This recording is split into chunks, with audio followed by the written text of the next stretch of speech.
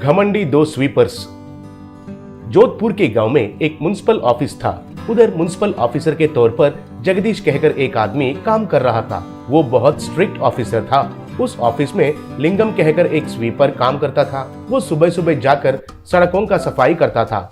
लिंगम को मुंह की खुजली ज्यादा था और बहुत घमंडी भी था। जब सड़क का सफाई करता था तब उधर के घर वालों के साथ बहुत बहस करता था। क्यों भाई, कचरा को कूड़ेदान में डाले बिना ऐसे बगल में डाल दिए? इतना बड़ा घर तो बनाया, लेकिन कचरे को कूड़ेदान में डालना है कहकर पता नहीं है क्या तुमको? कहता था। तब वो आदमी, क्या भाई, कुछ ज्यादा ही बात कर रहे हो। उधर कूड़ेदान पूरा भर गया है, वो दिखाई नहीं दे रहा है क्या तुम्हें? आप म्युनिसिपैलिटी वाले हर रोज सही से साफ नहीं करते हो और मुझे ही कहते हो। कहा। तब लिंगम, अगर कूड़ेदान भर गया है तो वो खाली होने तक कचरा को तुम्हारे घर के अंदर रखो भाई। कहकर उस कचरा को उनके घर में डाल दिया। तब एक औरत, इतना घमंड है तुम्हें, कचरा उठाकर घर में डालते हो?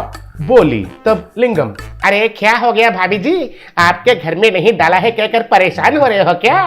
रुकिए, आपका कचरा भी आपके घर में डालता हूँ। कहकर कचरा निकालकर उनके घर में डाल दिया। ऐसे बहुत लोग जाकर ऑफिसर जगदीश से मिलकर लिंगम के बारे में शिकायत किए। तब जगदीश लिंगम को बुलाकर डांटा तो लिंगम उनके खिलाफ बात करने लगा। क्यों सर, आप और मैं दोनों तो सरकारी कर्मचारी हैं, वो याद में रखिए। आप डांटेंगे तो मैं तो पढ़ने वाला नहीं हूँ। आपका ड्यूटी आप कीजिए और मेरा ड्यूटी मुझे करने दीजिए। कहा। एक बार लिंगम जब गया था तब जगदीश फोन में किसी से बात कर रहा था। जी हाँ सर, सुपर सुपर, अच्छा काम किया है सर।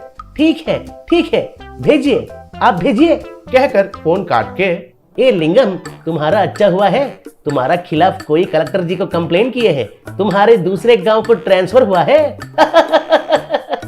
अब तुम्हारे ट्रांसफर ऑर्डर का कॉपी आना ही देरी है। अच्छा हुआ है ना, खुजली उतर गई है ना, कह रहा था। तब एक आकर जगदीश को लेटर देकर, सर मेरा नाम गुरुमूर्ति है, मुझे इधर स्वीपर जैसा ट्रांसफर हुआ है सर, ये कलेक्टर जी ने दिया हुआ ट्रांसफर ऑर्डर है। कहा। तब जगदीश, वेरी गुड, फिर तुरंत ड्यूटी में ज्वाइन हो जाओ। ए लिंगम, अब से तुम्हें ड्यूटी करने की कोई जरूरी नहीं है, तुरंत ऑफिस से निकल जाओ। कहा। तब लिंगम, क्या सर, कहाँ जाऊं? मैं कहीं नहीं जा रहा हूँ। मेरा ट्रांसफर ऑर्डर मेरे हाथ में आने तक मैं ही इधर का स्वीपर हूँ, दूसरा कोई काम नहीं करना ही चाहिए बस। कहा। तब गुरुमूर्ति, तुम्हें बहुत घमंड है कहकर सुना था, लेकिन तुम्हारे ऊपर के अधिकारी से भी ऐसे बर्ताव करते हो? तुम्हें मेरे बारे में पता नहीं है, मैं अच्छाईपन का अच्छाई और बुराईपन का बुराई दिखाता हूँ। मैं ही आज से इधर का स्वीपर हूँ, अगर बीच में आओगे तो हड्डियां तोड़ दूंगा, खबरदार। कहा। तब लिंगम, अरे वाह, ऐसा है क्या? चलो देखते हैं फिर। कहकर बाहर गया। गुरुमूर्ति भी उसके साथ बाहर गया। लिंगम एक झाड़ू लेकर जा रहा था। तब गुरुमूर्ति भी और एक झाड़ू लेकर निकल पड़ा। लिंगम जाकर पूरा सड़क को साफ करके कचरा को उठाकर कूड़ेदान में डाला। वो देखकर गुरुमूर्ति को बहुत गुस्सा आया। वो जाकर कचरा को लाकर फिर से सड़क पर डाला। बाद में झाड़ू से साफ करके उसको कूड़ेदान में डाला। वो देखकर लिंगम को गुस्सा आकर लिंगम फिर से कचरा को सड़क पर डालकर फिर से उसे साफ करके कूड़ेदान में डाला। ये सब कुछ देख रहे लोगों को कुछ समझ में नहीं आकर सर खुजालने लगे। गुरुमूर्ति फिर से कचरा को सड़क पर डालकर उसे साफ करके कूड़ेदान में डाला। लिंगम उसका कमीज पकड़कर, क्यों रे पागल कहीं का, मेरे बारे में तुझे पता नहीं है? मेरा ट्रांसफर ऑर्डर आने तक मैं ही यहाँ का स्वीपर हूँ। कहा। तब गुरुमूर्ति, कलेक्टर ने खुद मुझे ट्रांसफर ऑर्डर दिया है रे, बीच में तुम कौन होते हो रे नमूना। कहा। ऐसे दोनों के बीच में झगड़ा बढ़कर दोनों पागल जैसे लड़ने लगे। इतने में जगदीश एक लेटर पकड़कर उधर आया। उसे देखकर लिंगम, क्यों सर, आया है क्या ट्रांसफर का ऑर्डर? इधर दीजिए, मैं लेकर निकलता हूँ। कहा। तब जगदीश, ये तो ट्रांसफर का ऑर्डर नहीं है रे बेवकूफ, ये तुम्हारा नौकरी का डिसमिस लेटर है रे। कलेक्टर ने जो भेजा उस आदमी के ऊपर तुमने जुल्म दिखाया है कहकर उनको पता चल गया है। अगर तुम उनका पांव पकड़कर माफी मांगा तो तुम्हारा नौकरी रहता है, नहीं तो नहीं। कहा। तब लिंगम, अरे बाप रे, कहकर उस लेटर को लेकर उधर से भाग गया।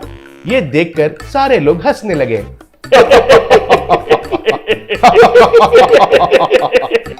लालची फोटो वाला एक सुबह सुबह घर से बाहर आया, बाइक चलाते हुए निकला। वो सीधे आकर एक बड़े बंगले के सामने रुका।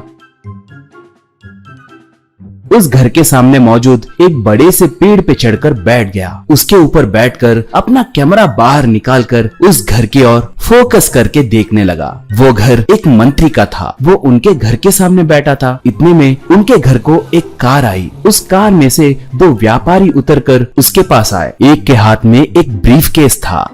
उस पेड़ पे मौजूद वो आदमी अपने कैमरा से वो सब शूट करने लगा। वहाँ आए व्यापारी मंत्री के सामने बैठकर कुछ बात कर रहे थे। मंत्री भी उनसे कुछ कह रहा था। थोड़ी देर के बाद एक ब्रीफकेस निकालकर उसमें मौजूद पैसे मंत्री को दिखाया। मंत्री ठीक है कहकर ब्रीफकेस ले लिया। बाद में दोनों उठकर मंत्री को शेक हैंड देकर चले गए। कैमरा से ये सब शूट करने के बाद वो आदमी पेड़ पे से उतरकर बाइक पे चला गया। उसका नाम नंदन है। अब वो क्या करेगा देखिए, आपको पता चल जाएगा। नंदन सीधे एक टेलीफोन बूथ के पास जाकर उसमें 1 रुपए का सिक्का डालकर फोन किया। दूसरी ओर मंत्री ने फोन उठाया। वो हेलो मंत्री जी, मैं कौन हूँ, क्या करता हूँ, ये आपको जरूरी नहीं है। अभी अभी आपने जिंदाल फार्मास्यूटिकल कंपनी वालों से जो घूस लिया है वो सब मैंने 4K में शूट किया है। अगर वो मीडिया में नहीं आना चाहते हो तो मुझे 10 लाख रुपए दो। वो कहाँ पर लाकर देना है बताता हूँ, ध्यान से सुनिए। कहा। मंत्री घबराकर ठीक है, उस वीडियो को बाहर आने मत देना भाई। कहा। बाद में वो मंत्री आकर एक बस स्टॉप में पैसे रखकर चला गया। थोड़ी देर के बाद नंदन वहां पर आकर पैसे लेकर चला गया। एक चेक पोस्ट के पास पुलिस चेकिंग हो रही थी। वहां पर एक एसआई गाड़ी वालों से घूस ले रहा था। इतने में वहां मौजूद डस्टबिन के अंदर से नंदन उठा। वो अपने कैमरा से घूस ले रहे उस एसआई का वीडियो निकालने लगा। बाद में नंदन फोन बूथ के पास आकर वहां से एसआई को फोन किया। हेलो एसआई जी, कैसे हैं? अरे आपका क्या, आप तो मस्त होंगे। मैं कौन हूँ ये जानने की जरूरत नहीं है। आपके घूस ले रहा वीडियो एक मेरे पास है, वो मीडिया वालों को दूं क्या? कहा। ऐसे तब कौन हो रे तुम? तुम्हें मेरे बारे में नहीं पता। कहा नंदन। मैं कौन हूँ ये तुम्हें जरूरी नहीं है कहा ना। तुम क्या क्या करते हो मुझे अच्छे से पता है। तुम्हारा वीडियो मेरे पास है कहकर कह रहा हूँ ना। मुझे 1 लाख रुपए दिए तो वो वीडियो मैं बाहर नहीं रखूंगा, क्या कहोगे? कहा। ऐसे घबराकर भाई प्लीज ऐसे मत करना, तुम्हें पैसे दे दूंगा। कहाँ और कैसे देना है? पूछा। बाद में ऐसे गांव के एक ट्रांसफार्मर के पास आकर वहां पर पैसे रखकर चला गया। नंदन आकर वो पैसे ले लिया। एक बार नंदन एक पेड़ के पीछे बैठकर वीडियो निकालने लगा। एक आदमी एक औरत को बाइक पे बिठाकर ले जा रहा था। नंदन उसका वीडियो निकालकर, मैं तुम पर बहुत दिनों से नजर रख रहा हूँ। तुम्हें 2 महिलाओं के साथ नाजायज संबंध है ना। तुम्हारे पास से कितने पैसे ऐंठना है मुझे अच्छे से पता है, सोचा। बाद में वही आदमी दूसरी औरत के साथ बाइक पे जा रहा था। नंदन एक जगह चुपकर उसका भी वीडियो निकाला। बाद में वो उस आदमी को फोन किया। वो आदमी, हेलो कौन है? पूछा। नंदन तब, भाई तुम तो बड़े हंटर निकले। एक से छुपकर एक से अच्छे से संबंध बनाए हो ना। कहा। वो तब, तुम कौन हो? क्या बात कर रहे हो? मुझे 2 लोगों से संबंध है, क्या बक रहे हो? कहा। नंदन तब, तुम्हें विस्तार में बताऊं क्या? ठीक है सुनो। सुबह सुबह एक औरत के साथ सुपरमार्केट को गए। उसके बाद एक लड़की के साथ मिलके बुक शॉप के पास गए। तुम बाइक पे उनके साथ जाना। मैंने वीडियो निकाला है। मुझे 50,000 रुपए चाहिए, नहीं तो मैं वो वीडियो उन दोनों को दिखाऊंगा। तब तुम उन दोनों के हाथों पिटोगे। कहा। वो तब, बाप रे ऐसे मत करो, मैं तुम्हें पैसे देने के लिए तैयार हूँ। कृपा करके मेरे घर को आकर वो पैसे ले लो भाई प्लीज। मैं तुम्हें कुछ नहीं करूँगा, मेरा भरोसा करो। कहा। नंदन ठीक है कहकर